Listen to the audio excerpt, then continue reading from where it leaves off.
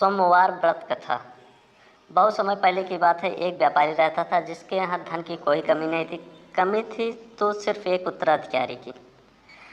उसे इस चिंता बहुत सताती थी कि उसका कोई संतान नहीं, इतना धन क्या करेगा वो एक ब्राह्मण से मिला। ब्राह्मण ने बताया कि आप भगवान शंकर की उपासना कीजिए, हर सोमवार को व्रत रखिए, जिससे भगवान शंकर बहुत ही जल्दी प्रसन्न हो जाते हैं और आपको पुत्र जरूर प्राप्त होगा। उन्होंने सोमवार व्रत को उठाया और पालन करना स्टार्ट किए। हर सोमवार को व्रत रखते थे, जिससे भगवान शंकर के द्वारा उन्हें पुत्र की प्राप्ति हुई। लेकिन भगवान शंकर ने ये भी बताया कि इस बच्चे की उम्र केवल 16 साल है। एक तरफ जहाँ व्यापारी बहुत प्रसन्न था, दूसरी तरफ उसे दुख भी था। जैसे ही बच्चे की उम्र 12 साल हुई, अब उसे पता था कि ये अब कुछ ही साल जीवित रहेगा, जिससे उसने बच्चे के मामा को बुलाया और बुला के उसे पढ़ने के बहाने भेज दिया।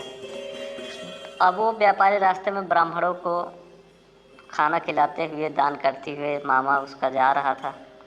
रास्ते में एक राजा के लड़के की शादी थी और जिसके यहाँ शादी थी उसका लड़का जो है काना था। इस डर से उसने क्या किया कि व्यापारी का जो वो साला था, यानी कि लड़के के मामा से बात किया और उसने उससे कहा कि आप इस लड़के को मुझे एक दिन के लिए दे दीजिए ताकि मेरे बेटे की शादी हो जाए और आप फिर चले जाइएगा, मैं आपको बहुत धन दूंगा।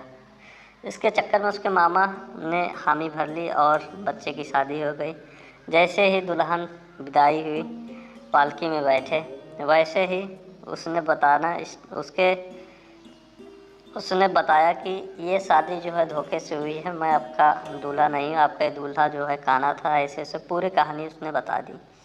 अब क्या था कि लड़की वापस चली गई और राजा इन दोनों को ढूंढने लगे, लेकिन तब तक ये लोग काशी नगरी पहुँच चुके थे, जहाँ कुछ वर्षों के पश्चात ही लड़के की मृत्यु हो गई। अब मामा उसका बहुत रोए जा रहा था। भगवान शंकर और माता पार्वती जा रहे थे रास्ते में, उन्होंने देखा, अदृश्य अवस्था में जाके देखा कि वही लड़का है। तो माता पार्वती के जिद करने पे भगवान शंकर ने उसे जीवित कर दिया। और ये दोनों जब वापस आ रहे थे तभी अचानक उस राजा के राज्य में पहुँचे और राजा ने देखा कि ये वही लोग हैं। उन्होंने फिर उनसे बात की, अपने यहाँ मेहमान नवाजी की और फिर लड़की की विदाई भी कर दी। बहुत धन दौलत देके उसने भेज दिया।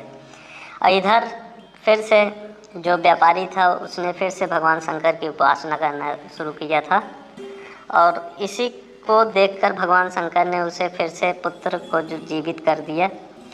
और जब उसने सुना कि मेरा बेटा वापस घर आ रहा है तो उसने बहुत सारे लोगों को बुला के दान किया और बहुत ही खुशी को मनाया। और उसने ये मान लिया कि भगवान शंकर बहुत ही दयालु भगवान हैं, जो कि बहुत जल्दी प्रसन्न हो जाते हैं। कैसी लगी आपको कथा ज़रूर बताइएगा।